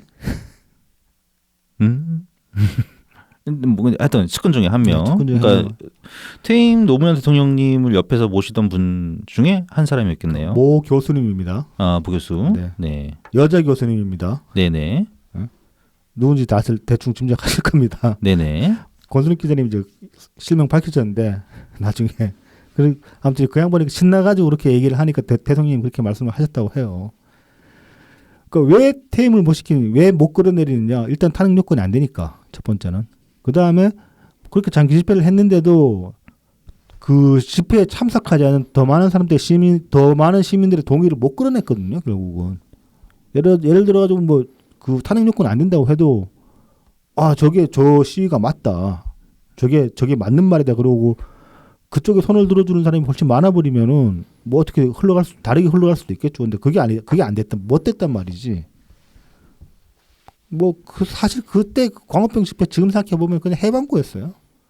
밤새도록 놀고 물대포에 머리 감고 그랬던 기억이 나니까. 밤새워서 했었죠. 막 네. 그거. 재미는 있었어. 저는 이제 아프리카 TV로 막 이렇게 조마조마하면서 보고 그랬었는데. 저는 그때 열심히 참석했었거든요. 뭐 동네에서 걸어가도 될 정도 거리기도 했으니까 밤에 막 그래서 이제 같이 갔던 그 지금은 다 찢어져 버린, 지금은 이제 털 빨아가지고 저랑 완전히 갈라서 버린 사람들이랑 그때 같이 다녔었는데 그런 식으로 해봤자 남는 게 없습니다. 아무것도 못 이룹니다. 그거 가지고는. 네. 그 자체로 사회 혼란만 가중시킬 뿐이고 그런 식으로 집회에서 뭐 합니까 대체? 아무튼 지금 잘하고 있는데 제발 밤 4시까지 그리고 사람들 헛고생 시키지는 말고 벌금 대낮에 해가지고 절대 끝내고 가자 하려면은 그렇죠. 또 웬만하면 하지 말자 해봤자 소용없다. 뭐 그런 말씀을 드리고 싶습니다. 네네. 뭐 그래도 거기에 정체성이 담겨 있는 분들이기 때문에 그분들은 어떠실까 모르겠습니다. 우리는 그러지 말자는 거죠. 네. 자, 그럼 다음 소식입니다. 네. 갑자기 오랜만에 박지원 전 민주당 비대위원장 소식입니다. 제가 이제 소제목을 대부분 만말이지만 전체적으로 틀린 말이다라고 붙였는데 묘하네요. 네, 왜 그런지 이제 말씀을 드릴게요. 이제 21일 날 페이스북에 올린 글인데, 네네. 역대 최고의 의석을 가진 야당이 역대 최고 수준의 무능한 여당을 상대로 어쩌면 이렇게 싸움을 못하는지 도무지 이해가 안 된다. 민주당이 국민의힘에 맞서 싸워야 할 건 민생 입법과 예산 투쟁 국정조사다. 네, 여기까지 좋습니다. 맞는 말이죠. 네, 여기까지 아주 네. 아주 공감합니다. 요즘 뉴스를 보면 한숨만 나온다. 여야가 싸우는 내용이 김건희 여사 사진 조명, 김건희 여사 손짓 이런 수준이다. 민주당이 정권이 탄압의 위기를 맞고 있는데 도대체 왜 이런 걸로 싸우는지 모르겠다. 뭐 85% 네, 공감합니다. 여기서 이제 핵심적인 게 틀렸죠. 정권의 탄압. 예, 그렇죠. 이것 때문에 이제 저는 이제 전체적으로 틀린 말이라고 하는 거예요. 네, 이거 여기서 그냥 김이 새버리는데. 그러니까 뭐 이렇게 세세하게 하나씩 짓는 것들은 뭐 만말이에요. 이어서 보면은 뭐 지금 경제와 민생을 지키는 일에 집중하지 못하고 전략도 노선도 없이 개인 플레이만 난무하는 정당이 되고 말았다. 아, 이것도 맞는 말이죠. 그렇죠. 당 지도부가 지금 네. 그 제의를 못 하고 있으니까요. 네. 그리고 이제 대변인과 일부 최고위원이 사이버 레카들이 펼치는 지역 말단적인 주장을 가져와 반복하면서 헛발질을 하고 있다. 아, 이것도 매우 맞는 말이죠. 네네네. 네. 훌륭한 문장입니다. 이어서 하는 말도 정말 맞는 말이에요. 혐오 정치에만 기대는 일부 인사들을 당직에서 물러나게 해야 한다. 아, 혐오 정치 나왔어. 매우 맞는 말이죠. 네네. 그래서 이제 김의겸 잘라야 되고 그다음에 민권 포르노 김건희 조명 논란으로 이제 장경태? 예, 지랄중인 장경태는 아가리 닥치게 만들어야 되고 서영교는 또 이제 G20 만찬 환영 만찬에서 김건희 여사가 윤석열 대통령에게 손짓하는 것을 지적했는데 나가라 했든 앉으라 했든 그게 우리나라의 민주당에 무슨 도움이 된다고 그런지 모르겠다. 이것도 맞는 말이죠. 그렇죠, 그렇죠. 그거 뭐 상관이야? 그게. 그리고 또 사실 뭐 일반 시민들은 저것이 알고 보니까 김건희가 다 조종하네 그렇게 뭐 얘기할 수도 있어요. 일반 시민은. 근데 국회의원이 그 사람께 대체 무슨 도움이 됩니까? 그래서 이제 민주당 지도부가 그러니까 상대방에 대한 혐오 감정을 부추기는 방법으로는 국민의 신뢰를 얻을 수 없다. 이걸 이러지. 야, 이걸 네, 알고 있었어? 국민의 마음을 얻지 못하면 이 엄중한 시국을 돌파할 수 없다. 민주당 지도부가 사이버 레카 유튜브에 현혹되지 말고 국민들 마음을 좀 잘 읽었으면 좋겠다. 잘 싸울 줄 아는 인사로 당직 개편을 해서 인양국을 돌파했으면 한다. 잘 싸울 줄 아는 인사로 당직 개편 여기서 좀 눈길이 가는데 뭐 이제 트위터 보니까 여러분들이 이미 지적을 하셨던데 나한테 맡겨달라 뭐 그런 얘기 아니냐. 박지원 씨 당신은 아닙니다. 왜 아니냐면은 이미 싸우는 걸 봤거든. 아니 뭐 그것도 그렇고 정권 탄압의 위기라고 그렇게 규정을 했기 때문에 아닌 거예요. 이 모든 사달의 원인은 이게 정권 탄압이 아니고 이재명 비수사기 때문에 그런 겁니다. 그렇지요. 네. 그렇습니다. 이 모든 헛발질은. 근데 그 말을 죽어도 못하잖아. 그거 모르는지 뭐 그냥 아는데 모른 척 하는 건지. 그 말을 하고 잘 싸우는 당직자로 바꿔달라고 그렇게 얘기를 했으면은 그래 박지원 잘 싸우네. 그리고 전 동의해줬을 거예요. 전체적으로 맞는 말이라고 얘기를 해줬을 거예요. 어쨌든 여기서도 이재명에 대한 얘기는 한 마디도 없죠. 네. 그때 나가기 전에 이재명이랑 그렇게 뭐 싸웠는데 싸우긴 아니고 이재명을 지적을 했죠. 근데 흐리멍덩하게 지적을 했죠. 흐리멍텅. 본질을 못 짚었죠. 뭐 본질까지는 아니었지만 뭐 그래도 뭐 이재명이 자기가 딜을 했다 뭐 그런 얘기는 했었잖아요. 네네. 뭐 하여튼 역시나 박지원이다. 박지원이네요. 어떻게든 존재감을 잃지 않으려고 네. 이제 발버둥을 치고 이런 페북글을 올리면 또 기사로 써주고 그러는데 옆에 누가 붙었나? 뭐 붙었든 안 붙었든 간에 뭐 잘 싸우는 사람으로 바꿔야 된다. 그 말도 일정 부분 동의하는데 그러면은 잘 싸우는 모습을 한번 보여보라고 박지원 씨가. 지금 잘 싸우려면 이제 이재명 머리 잡고 쥐어 뜯으면 돼. 그 가발인지 뭐 이상한 머리 하고 나오던데 요새. 아 그래요? 네. 네. 그 좀 머리가 좀 층도 안 맞고 이렇게 붕 띄운 머리를 하고 있는데 좀 이상해. 탈모 왔는지. 그래서 이 박지원 말을 빌려가지고 혐오 정치에 기댄 김의겸과 사이버 레카 유튜버 더 탐사에 대해서 이야기를 좀 해봅시다. 네네네. 아주 여기 아주 가관이더라고요. 이번 주에 이제 아주 웃기는 기사가 하나 나왔죠. 11월 24일 날 조선일보 단독인데 청담동 술자리는 없었다. 첼리스트 남친 속이려 거짓말 진술이라는 제목의 기사입니다. 그래서 이제 첼리스트 A 요 양반이 이제 23일 날 경찰에 드디어 출석을 해가지고 다 거짓말이라고 진술을 했다고 합니다. 전 남친을 속이려고 그랬다고. 그리고 이제 경찰은 휴대전화 포렌식 등을 통해서 A 씨가 당일 자정 넘어 그 술집에 있지도 않았던 것도 확인한 것으로 알려졌고, 그 다음에 동석했던 사람들과 오후 10시쯤 술집을 떠났다고 이제 그렇게 뭐 다수의 진술을 받았다고 합니다. 네. 그래서 뭐 또 A 씨가 당일 실제 누구와 있었는지 신원을 확인한 것으로 알려졌다. 이게 이제 뭐 지금 추정의 보고인데 그 지난주에 요 이 전 남친 그러니까 이 제보 뭐 소위 청담동 제보자인데 이 사람 트윗에 올라왔던 그 하모 기자. 네. 오바이 하모 기자라는 그 사람이 같아요. 네. 그게 맞겠죠.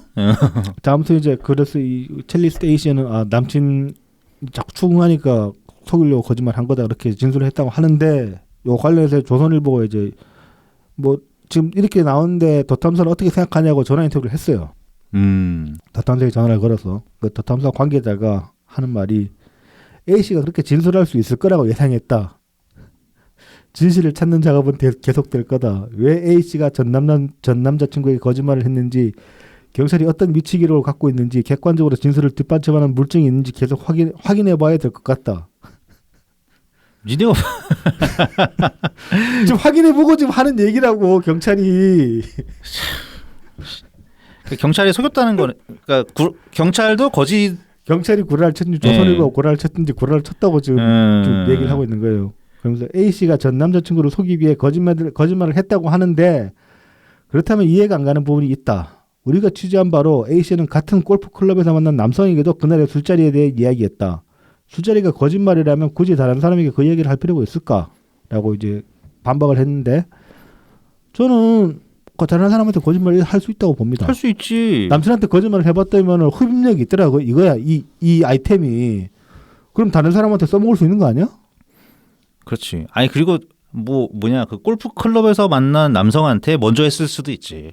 뭐 그럴 수도 있죠. 그래서 아니 뭐 시간 수는 모르겠지만 아무튼간에 뭐 이런 식의 썰을 풀면은 흡입력이 있잖아. 일단 주목받기 좋잖아. 그리고 자기가 좀 대단한 사람인 것처럼 그렇게 상대방한테 인식을 할 수 있잖아. 이 제보자의 그러니까 이 첼리스트 이분도 좀 관종기가 다분하잖아요. 다분하죠. 네. 예. 무슨 뻘소리를 하고 다녔을지 몰라. 이거 김호준식 썰풀기예요. 전형적인. 그러니까 나는 세상의 비밀을 알고 있다. 나만 알고 있는 세상의 비밀이 있다라고 상대방한테 이야기를 해주면은 둘 사이의 관계는 더 긴밀해집니다. 그렇죠. 저 사람한테 내가 듣기 힘든 이야기를 다 들었네. 그렇게 되는 거니까. 주목받죠. 네. 그러니까 이거는 전혀 어떤 반박의 논리가 작용되질 않습니다. 그렇죠. 더 탐사는 이런 대단한 소리로 이걸 반박이라고 하고 있나? 그러면서 이제 한다는 소리가 전해 듣기로는 A 씨가 사실대로 이야기를 했을 때 가족에게 미칠 불이익을 대단히 두려워했다고 한다. 경찰 조사를 조금 더 지켜봐야 될 것 같다. 지금 이 상황은 저희가 우려했던 결과 중 하나다. 몰라 그렇다 치고 그러니까 괜히 대범한 척 이렇게 될 줄 알고 있었다. 네. 그래서 이제 조선일보에서 이제 질문을 합니다. A 씨의 경찰 진술이 사실이라면 어떻게 대응할 거냐라고 질문하니까 가정적 질문엔 답변하지 않겠다. 이 새끼들 맨날 지들이 하니까 가정적 질문 아니야? 지들이 맨날 가정적인지 뭐 그랬다면 어떡할 거냐 그렇게 뭐 그런 식으로 맨날 기사랍시고 그런 식으로 써대면서 아니 어저께 그 백브리핑을 보다 보니까 네네. 백브리핑에서 이제 그 더 탐사 장면을 하나 이렇게 캡처를 떠났는데 네. 그 자유총연맹 그 권한대행 그 이세창 씨 있잖아요. 그분 말고 또 다른 그 술자리에 이제 참석했다고 전해지는 네네. 사람한테 전화를 해서 인터뷰를 하는데 네. 뭐 누구 뭐 이렇게 해서 만나서 알지 않냐 이러니까 뭐 무슨 헛소리 하고 있냐고 그분이 나 그래서 이름도 모르고 얼굴도 모르는 사람을 내가 왜 만났다고 하냐 네. 그렇게 하니까 네. 그 강진구가 네. 메소드 연기를 배우셨나 이분이 그러니까 막 얘네들은 뭐 인터뷰하는 게 그거야. 답은 정해져 있어. 그러니까 모른다고 하니까 메소드 연기를 배웠대. 모른다고 하면은 모르지 않지 않냐라고 반박할 수 있는 근거를 던져주면 되지. 뭐 같이 있는 사진을 있던지 야 너네 사진도 찍고 뭐 그랬던데. 아니 뭐 녹음 파일로 주던지. 전화 통화도 하고. 뭐 그렇게라도 이야기를 해야지. 뭔 메소드 연기 타령하고 있나. 그러니까 진짜 와 끝내주더라고 얘네들.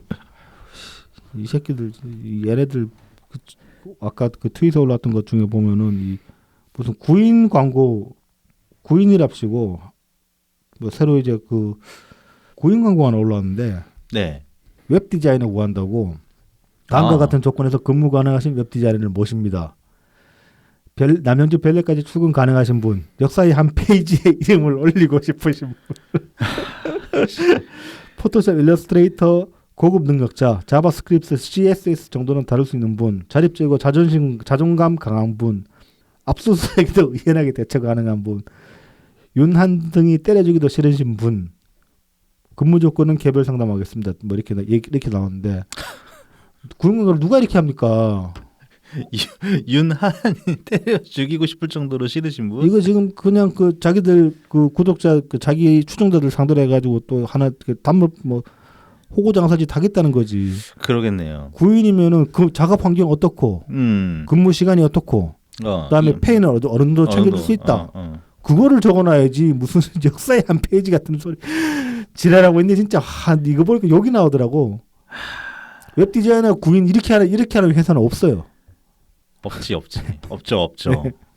호구 장사를 진짜 사람 채용한데도 호구 장사를 하나 이렇게 참.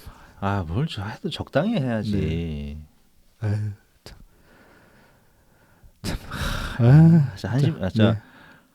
이제 무슨 표현을 한심하다 왜 무슨 말을 더 해줘야 될지 모르겠어. 할 말은 많은데 다 험한 말들이라서. 뭐 그건 넘어갑시다. 빨리 김의겸으로 넘어가죠. 자, 이제 이날 또 이제 24일 날 오전에 이제 김의겸 또 기자들한테 문자를 보냈어요. 이른바 청담동 술자리를 받자고 한 당사자가 경찰에서 거짓말이었다고 진술했다. 이 진술이 사실이라면 의혹을 공개적으로 처음 제기한 사람으로 윤석열 대통령 등 관련된 이들에게 유감을 표한다. 국정과 관련된 중대한 제보를 받고 국정감사에서 이를 확인하는 것은 국회의원으로서 당연히 해야 할 일이라고 생각했다. 다시 그날로 되돌아가도 다시 같은 질문을 했을 것.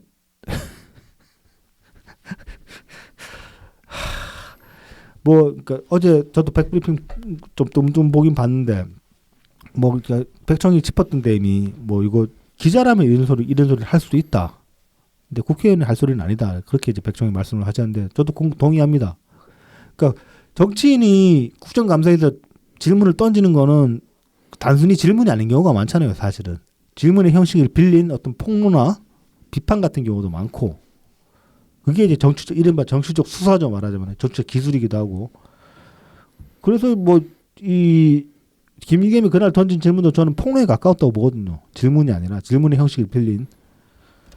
그렇게 보면은 그날로 들어 다시 같은 질문을 했을 것 이따위로 말하는 거는 참 말이 안 되는 소리고, 그거 하고 싶으면은 정치인 때려치고 기자를 하십시오. 더 탐사 들어가면 되겠네. 더 탐사 같이 기자를 하면 되겠네. 배치 내려놓고 어차피 네. 비례잖아. 그냥 나가면 되잖아. 그럼 딴 사람이 대신 그 배치 받잖아. 그렇죠. 후수 뒷번호 받으면 되니까. 이런 질문 하고 싶으면은 배치 떼고 가십시오 그냥. 네. 역사의 한 페이지. 뭐 그쪽이 그 티오 없다 그러면 웹 디자인 좀 배워가지고.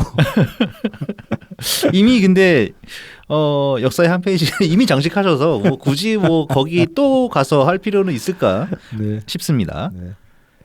자 그리고 뭐 여기서 짤막하게 이 소위 청담 게이트 제보자입니다. 이 양반은 23일 경찰 발표에 따르면은 출국 금지 조치됐다고 합니다. 그렇죠. 이 사람 뭐 책임을 물을 게 있으면 물어야죠. 네. 자기 트윗에는 어제 이제 출국 금지 당했다고 증명되는 트윗이 올라왔고 뭐 지금 또 갑자기 태세 전환해가지고 여친을 챙기는 척. 네. 그런 소리도 하고 뭐 트윗 지우고 있고 그러던데 저는 누차 말씀드렸다시피 이 사람이 제일 나쁜 것 같아요. 이 상황을 통으로 놓고 보면은. 네네. 이제 대가 치러야지. 이 사람이랑 이제 더 탐사 얘들이 이제 제일 나쁜 애들이죠. 네. 자 그다음에 출국 금지 한 사람이 더 있죠. 출국 금지 당한 건 아니고 출금 가능성도 있지 않을까라고 이제 전망을 하고 있습니다. 지금. 아직 된 건 아닙니까? 사실은 그러니까 뭐 내용을 말씀드리다 보면 나오겠지만 출금 당할 만한 사안은 아니긴 해요. 자 이제 빤스런 시도적인 송트남이라고 제목을 붙여봤습니다. 21일날 이제 페이스북에 송영길 전 대표가 이제 글을 올렸는데 파리 그랑제콜의 방문 교수로 약 7개월 동안 머물 계획이다. 뭐 그렇게 이제 글을 올렸어요. 이게 12월 1일 날 출국할 예정입니다. 지금. 좀 뭐 내일 모레네요. 네. 저와 우리 민주당 그리고 시대 정신에 대한 근본적인 성찰을 하겠다. 25년 동안 정치를 해오면서도 민주당 내 대표적 비주류였고 세 번의 도전 끝에 어렵게 당대표가 됐고 대선 승리를 위해 총선 불출마 선언을 했고 발목이 부러지고 머리에 쇠망치로 피습을 당하면서도 대선 승리를 위해 모든 것을 던졌으나 승리하지 못했다. 민주당이 국민의 기대에 부응하지 못했던 까닭. 직전 당대표로서 책임을 다하기 위해 서울시장 선거에 나서며 의원직까지 내려놓았지만 결과는 또다시 패배했다. 다시 민주당이 국민의 싸늘한 시선을 마주한 것이다. 프랑스에서 저는 저와 민주당 그리고 민주개혁 세력의 문제를 저 밑바닥에서부터 천천히 풀어보고 성찰하며 반성의 시간을 갖고자 한다. 일단 뭐 이재명도 이재명이지만 니부터 돌아보세요. 뭔 대표적 비주류니까 송영길이. 아니 뭐 그동안에 이제 계속 당대표 도전을 했는데 계속 안 됐으니까. 뭐 당대표 떨어지면은 비주류인가? 비주류일 수는 있지. 개파에서 안 밀어주는 거니까. 맨날 그러면서 그 선거 같은 거 하면은 항상 그 높은 자리 하나씩 줬잖아요. 아니요, 그래도 송tun하면 비주류이긴 하고요. 오죽 궁하면 뉴비씨에 다 나왔겠냐고. 그때 그 뉴비씨 옛날에 나온 사람들 많죠. 뭐. 그 뉴비씨 나온 분들 대부분 힘없는 사람들이에요. 국회의원 치고는 힘없는 사람들이야. 근데 뭐 전해철도 있었고. 전해철도 힘없잖아. 그 비리비리 해가지고. 그다음에 또 누구야? 그래 당대표 됐을 때 추미애도 직접 나오진 않았지만 어쨌든 그 카메라 가가지고 인터뷰 했었고. 뭐 아무튼 뭘 프랑스까지 가서 고민을 합니까? 그건 이재명 때문에 그런 건데 지금 이사들은 그것도 있어요. 발목 부러진 거는 그냥 뭐 네가 자빠졌거나 그랬을 거고. 아니야. 근데 지금 이렇게 글 쓴 거 보면 조인트가에서 발목 그렇게 된 걸지도 몰라. 그리고 머리 그 쇠망치로 때리신 분은 그분 이재명 지지자입니다. 이재명 지지자. 그분 돌아가셨잖아. 네, 돌아가셨죠. 이재명 지지자입니다. 네. 이런 거 다 알려드릴게요. 뭘 돌아보기. 프랑스까지 갈 필요 없고 그냥 저기 뭐 경찰 조사나 좀 잘 받으면 될 것 같은데. 그렇죠. 그래서 아무튼 이제 10월 1일 출국한다고 21일 날 페북에 글을 올렸는데 당일날 기사가 하나 나왔어요. 서울지방경찰청 낙선 목적 허위 사실 공표 혐의로 송영길을 검찰에 불구속 송치를 했다라는 내용 기사가 나왔습니다. 이게 이제 지난 지선 때 과거 오세훈 시장 재임 8개월 만에 서울시 부채가 4조 7,584억 원으로 증가했다. 그러니까 취임 8개월 만에 네네. 4조 7천억 원 정도 증가했다는 이제 이 웹자보를 페이스북에 게시를 했어요. 근데 실제로는 이게 8개월 만에 증가한 게 아니라 1년치 정도의 이제 부채 증가액이라고 합니다. 근데 이게 허위 사실이죠. 근데 이제 사실 그래서 이 건 관련해 가지고 국힘이 고발을 했어요. 네. 근데 대체적으로 보면 일반적으로 보면 선거 때 서로 쌍방간에 고발은 오고 가긴 합니다. 이런저런 것들로. 원래 그렇죠. 근데 이제 선거 끝나고 나면 대부분 취하해 주는 게 관례이고 이번에도 고발은 서로 취하를 했어요. 국힘이랑 민주당이랑 둘 다 쌍방 고발했던 거. 근데 네. 그리고 이제 보통 그렇게 고발을 취하면 경찰이 수사를 멈추는 게 일반적인데 이건 좀 이례적으로 경찰이 끝까지 묵어 늘어졌다고 합니다. 근데 저는 경찰이 잘했다고 생각합니다. 거기 사실 유포 이거 이제 없애야 돼.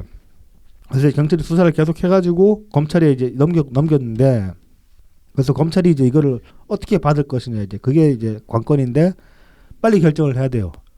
왜냐하면 이게 지금 선거법이잖아. 공소시효가 마침 송영길 출국하는 그날이야. 12월 1일이 공소시효 날이야. 공소시효일이야. 네. 그래서 다음 주 초에 결론을 내야 돼요. 이거 지금. 검찰이 서둘러야 되네요. 네. 근데 이제 지금까지 어떤 그 판례를 보면은 이게 거의 이게 지금 유죄가 판결이 나와도 피선거권 박탈당할 수준에 그러니까 벌금 100만 원 이상으로 나오기는 힘들다고 합니다. 그러니까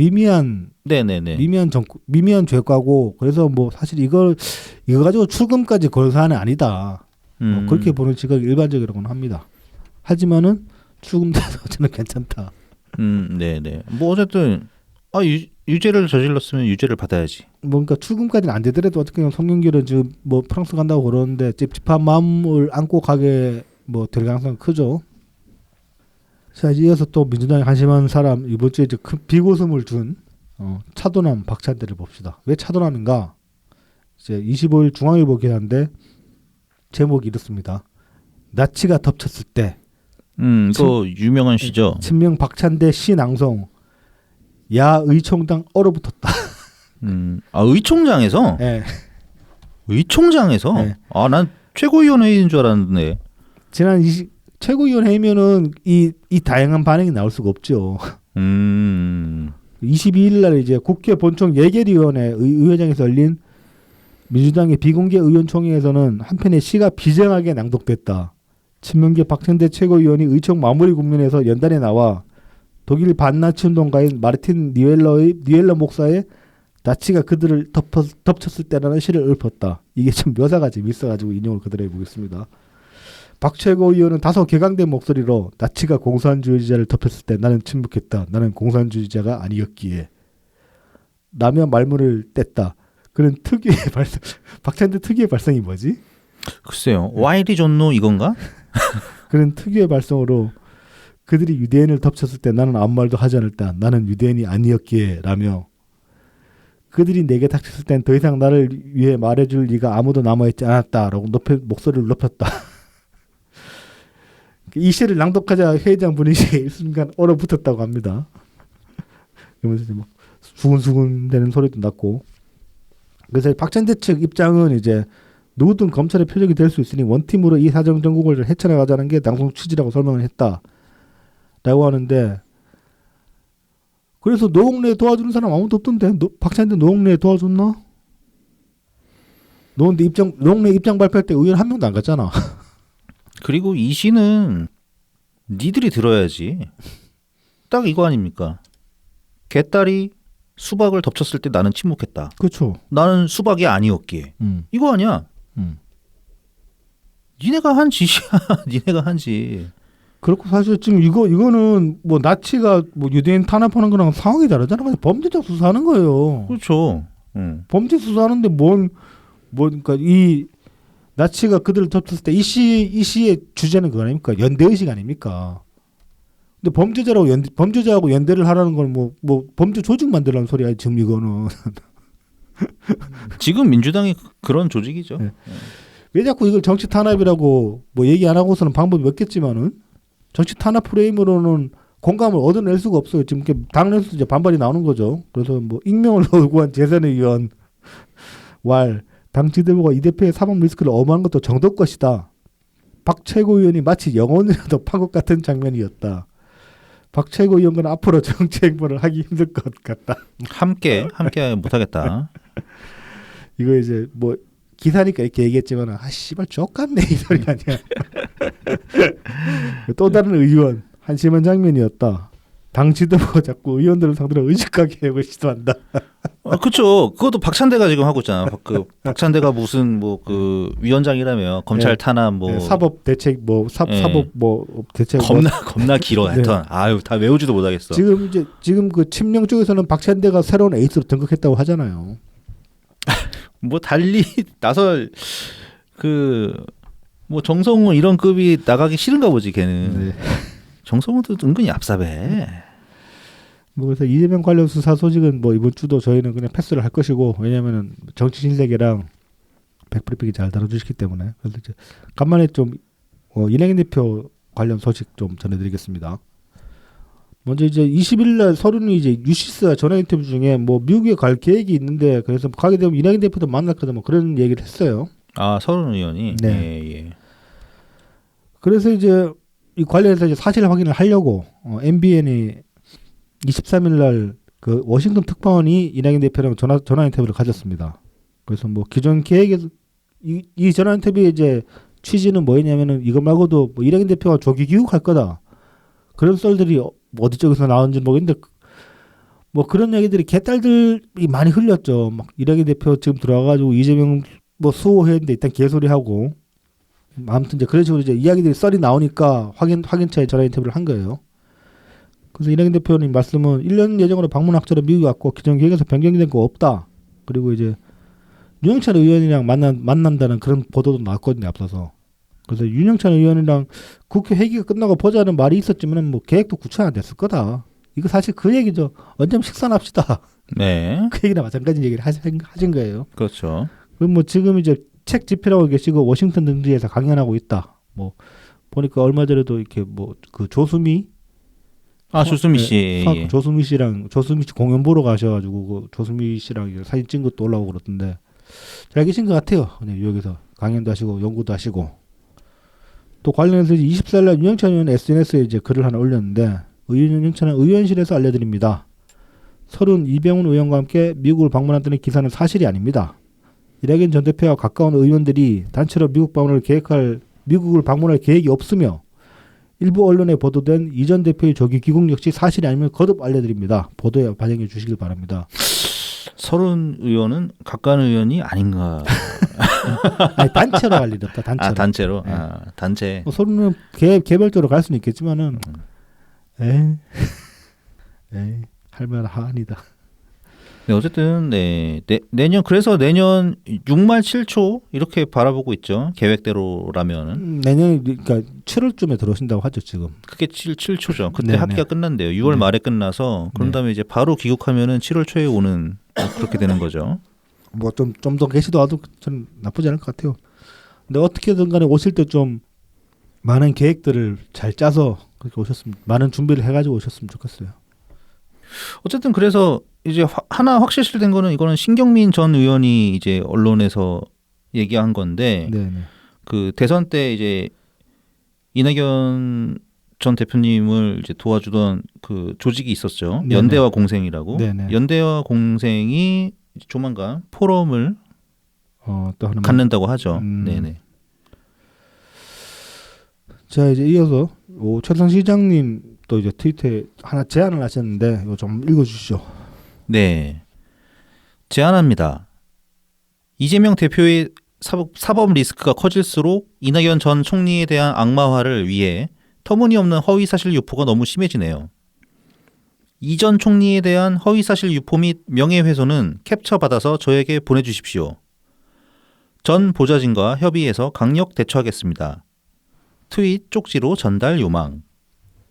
제가 이렇게 나서는 것은 이낙연 전 총리님과는 일체 상의한 바도 없고 상관도 없지만 민주당의 총체적 난국을 책임져야 할 핵심 정치인들은 침묵하는데 이재명 후보의 당선 위해 최선을 다한 이낙연 전 후보에 대해 폐륜적 망언을 하는 저희가 비겁하기 때문입니다. 무엇이 그리 두렵습니까? 심각한 수준의 허위사실 유포 내용은 과거의 것이라도 소급해서 전달해 주세요. 과다 용량 시 이메일로. 이메일 주소는 choisung21 한메일.net입니다. 네, 최성21 한메일 넷이죠. 자 이제 이어서 또 정운현 선생님께서 신간을 내셨어요. 어제 저도 이제 백브리핑 통해서 알게 됐는데 네네네네. 제목이 이제 한 번뿐인 내 인생 내 뜻대로 살아라 해서 이제 교보에서 지금 예약 판매 중이고 28일날 출고될 예정이라고 합니다. 책 내용은 이제 목차를 보면 알 수 있겠죠. 책 내용 이제 목차를 보면은 1. 왕위계승 포기 고도자 길 걸은 석가모니 2. 술한잔의 시한수 방랑시인 김삿갓 3. 단종패에 맞서 보던 책 불태운 김시습 4. 세차례 유배 6자리의 파직 허균 5. 50 이전에 나는 한 마리 개였다 이타고 6. 불운한 조선 청년을 사랑한 가네코 호미코 7. 행동과 경제학자 실태적 생트론자 니어링 8. 하버드대 출신의 통나무집 자연인 소로우 9. 운동권 출신 생명 협동조합 운동가 장일순 10. 밤농사 지으며 친일파 연구한 임종국 11. 우유 팔아서 미륵상황고 설립한 최명재 12. 자유로운 삶 살다간 농부작가 송성용 이렇게 이제 12명의 인물들을 가지고 인물들을 통해서 이제 내 뜻대로 살아라는 주제를 말씀을 하신다고 합니다. 자, 뭐 관심 있으신 분들의 이제 많은 구매 알아서들 하시고 네네. 자, 이제 마지막으로 평산몰 소식 해봅시다. 오랜만에 대통령님이 페이스북에 글을 올리셨어요. 네, 그 곰이랑 송강이 건 이후로 이제 잠시 네. 쉬셨는데 네. 오랜만에 이제 올리셨는데 좀 내용이 무거웠죠. 네. 네, 11월 23일에 올리셨는데 내용은 이렇습니다. 한동안 책을 읽을 수가 없었습니다. 읽다가 덮은 책을 다시 펼 마음이 나지 않았습니다. 좋은 불평등은 불평등에 관한 통념에 도전하는 책입니다. 주장이 새롭고 신선하고 흥미있습니다. 진보 진영의 경제정책 담론의 인식이 전환이 필요하다는 주장에도 깊이 공감합니다. 비판 경제학이 주류의 경제학으로 발전하려면 반드시 필요한 일입니다. 우리 사회의 불평등에 관한 논의가 보다 깊어지고 활발해지기를 바라면서 책을 추천합니다. 비판하자면 한국 사회의 불평등은 책이 다루는 것보다 훨씬 구조적이며 세습적이기도 합니다. 이 책은 불평등의 바다에서 수면의 물결만 다루었을 뿐 수면 아래 저변까지 보지 못한 한계가 있다는 점을 지적하고 싶습니다. 특히 불평등을 세습시키고 고착시키는 자산소득 등 자산의 요인을 전혀 다루지 않은 것은 분명한 한계라고 봅니다. 최저임금 대폭 인상은 단기간의 충격을 감수하면서 장기적인 효과를 도모한 정책이었는데 예상 범위 안에 있었던 2018년 고용시장 충격을 들어 실패 또는 실수라고 단정한 것은 정책 평가로서는 매우 아쉽습니다. 언젠가 장기적인 통계 자료를 가지고 긴 안목의 정책 평가가 이루어지기를 기대합니다. 대통령님이 말씀하시려는 내용의 핵심은 저는 여기라고 봅니다. 비판 경제학이 주류의 경제학으로 발전하려면 반드시 필요한 일이다. 그러니까 진보 진영의 경제정책 담론에 대한 인식의 전환이 필요하다. 그래서 비판 경제학이 주류의 경제학으로 전환되려면 반드시 필요한 일이다라고 말씀하신 요 대목이 저는 핵심이라고 보거든요. 그래서 이 책에서 지금 짚은 것도 니들도 그냥 비판 경제학적으로만 접근했지 이걸 주류적 담론으로 끌어올리는데 실패했다는 얘기 아닙니까? 근거도 부족했고 분석력도 굉장히 얕았기 때문에 이건 사실 좀 추천서라고 보기는 힘들죠. 책 잘 읽었다라고 말씀을 하셨는데 이미 읽다가 덮은 책을 다시 펼 마음도 나지 않았다잖아요. 이거를 추천사라고 생각할 사람은 아무도 없을 겁니다. 네. 하지만 저는 샀다는 거 이걸 한번 읽고 까보시려고? 네, 그렇죠. 이게 그 기사 이 책을 이제 발간되고 나서 나온 기사들 좀 봤는데 자료들도 좀 많이 들어가 있다고 하고 그래서 한번 저도 보려고 하고 어쨌든 자료가 많다는 거 그게 제일 저는 좋거든요. 자료는 많은데 얕다고 하시잖아요, 대통령님이. 뭐 깊이 있게 못 따랐다고 그러잖아요. 그거는 대통령님 생각이신 거고 저는 저 나름대로 이제 봐야 될 필요가 있는 거고요. 한번 저도 읽어보려고요. 예, 이 좋은 불평등 자료가 많다는 거에서 굉장히 흥미롭기 때문에 어떤 자료로 그리고 이게 작가가 이제 최병천 씨라는 분인데 이분이 이제 굳이 진영을 따지자면은 원래 이제 진보 쪽에 계시던 분이고 소득 주도 성장 특위 대통령 직속 소득 주도 성장 특위에도 참여를 하셨었고 그 다음에 이제 박원순 시장이 계속 스카웃을 하려고 했는데 이제 그래서 몇 번 거절하다가 갔는데 이제 박원순 시장이 돌아가시면서 이제 그냥 원래부터 쓰려고 했던 이 책을 마무리를 지었다고 합니다. 이런 뭐 비하인드가 있어요. 예, 그래서 뭐 좀 나름 기대를 하고 있습니다. 그 서문 한 두세 페이지 읽었는데 뭐 거기까지는 만족하고 읽었습니다. 이제 본 내용 이제 곧 시작할 텐데 이 책은 이제 좀 제발 끝까지 읽기를 일단 바라고 개인적으로 저에게 일단 뭐 저는 개인적으로 이제 대통령님이 추천사는 아니지만 뭐 좋은 책 한 권 소개받은 거 아닌가 뭐 이렇게 생각합니다. 근데 그 책 출판 기념회였나? 거기에 이제 거기에 사진 찍힌 인물들이 몇 명이 영 마음에 안 들어가지고 그 사람이 저는 한 사람밖에 못 봤는데 박지원 위원장? 박지원 전 비대위원장이 왔었죠. 뭔 생각으로 왔는지 모르겠습니다. 저는 그분이 아니 뭐 나름 참 근데 이 최병천 작가가 뭐 본인은 개인적으로 박지원 전 비대위원장을 응원한다는 뭐 그런 얘기는 하더라고요. 그래서 아마 뭐 친분에 초대받고 왔을 수도 있고 친분에 의해서 왔을 수도 있고 뭐 출세했네 박 전 위원장. 그럴 거라 생각합니다. 뭐 나름 나름 이제 당 대표 비스무리한 역할을 이렇게 뭐 몇 개월 했었으니까 네. 뭐 유통기한이 얼마나 갈지는 모르겠습니다. 뭐 일 잘하는 사람 되고 싶으면 다시 한번 말씀드리지만 이재명을 까라고. 좋은 불평등 책이나 뭐 읽어 보기를 바랍니다. 본인은 거기까지 그 출판 기념회까지 갔었는데 읽어봐야지. 읽어봐야 되는데 읽어보려는 모르겠다. 공짜로 받았을 텐데 책도 아마 사인도 받았을 텐데. 사인도 받았을 텐데. 난 내 돈 주고 샀다. 다 읽어보시고 한번 괜찮은 내용이면 한번 다뤄보도록 하죠. 저희가. 네, 근데 방송에서. 분명히 그 논란 지점이 여러 개 나올 거예요. 이거 뭐 아마 잘 따져봐야 될 겁니다. 네. 네, 이번 주 준비한 소식 여기까지 마치겠습니다. 다음 주에 다시 찾아뵙겠습니다. 감사합니다. 감사합니다.